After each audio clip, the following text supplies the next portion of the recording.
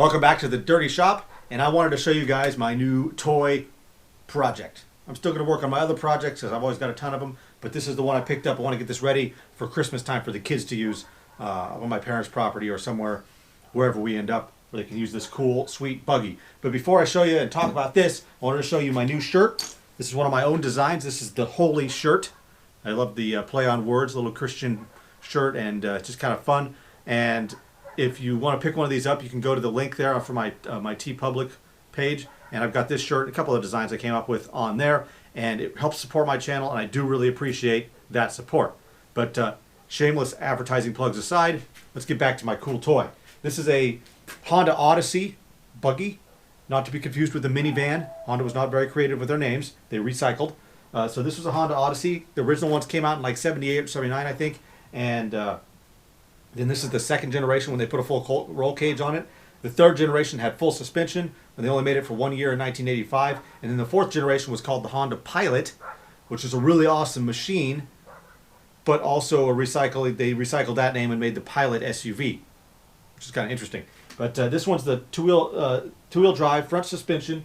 It's got a 250cc air-cooled two-stroke motor in the back, and it's a CVT transmission, so there's no gears or anything. You just push the throttle and go. And it's got a throttle and a brake on the steering, and no foot pedals, so the kids can drive it just fine. They don't have to be able to reach the pedals, which is really cool.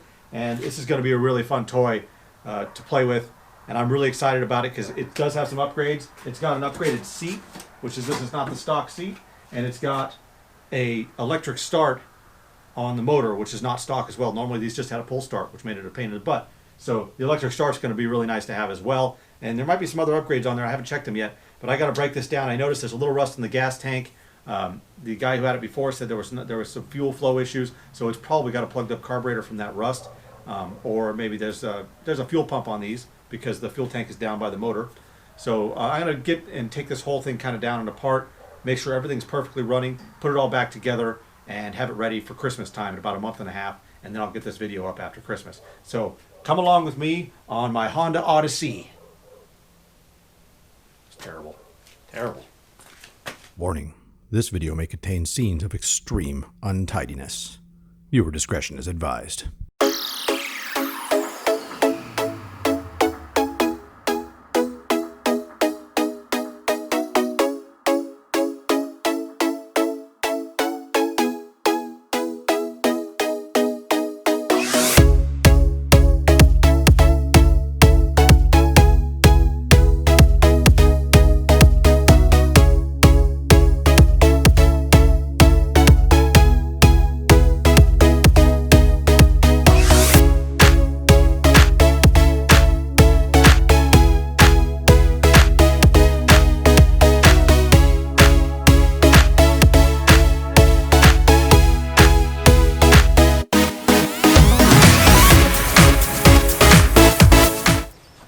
Here we are, project day 2. I got some good progress made there the other night, and this is the second day I've got to work on it. So I'm hoping today to get it broken down almost completely to the frame. I do have one stuck part so far, but most of it's been coming apart really smoothly. This upper frame here is jammed right there, and I'm not sure what's going on there. I can't seem to get it apart. I tried prying on it, almost bent my frame trying to pry on it, so I'm going to try and take this whole piece off and maybe I can hammer it apart. But otherwise it's going pretty smoothly and I'm pretty happy so far. So I'm going to get this, get back on it and see if I can get this sucker broken down.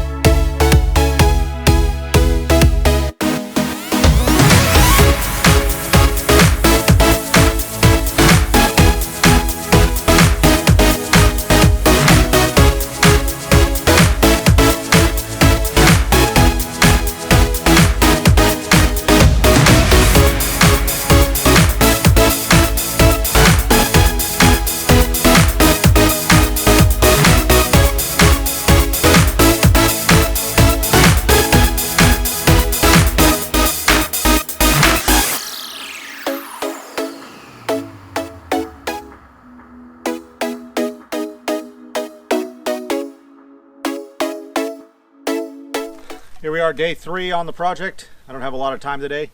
Of course, it looks like it's about to rain, although I don't think it is. The weather's not calling for it, but who knows? Hopefully not, because I got stuff strewn everywhere, as usual. But today is a cleanup day. I got the Odyssey all stripped down, so I went and picked up some good heavy brushes, some soap, and I'm just going to scrub this off as well as I can.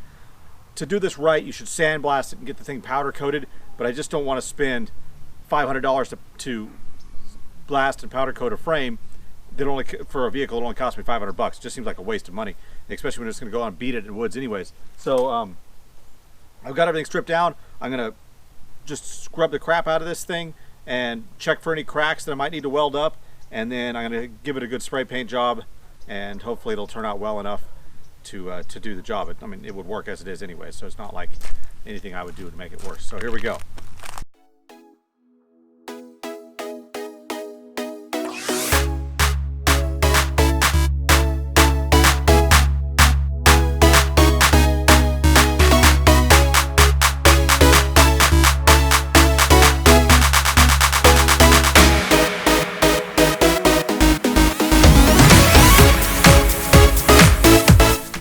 Alrighty, here we are, next day, and it's time to do a little bit of painting. I'm going to paint this frame up. I'm not really worried about getting this perfect. I just want it to look better than it did, and to kind of cover up anything that's got a little rust on it. So I went out and I got some Rust-Oleum, just spray paint cans. Somebody stole my paint sprayer, otherwise I'd be using that. It's really annoying.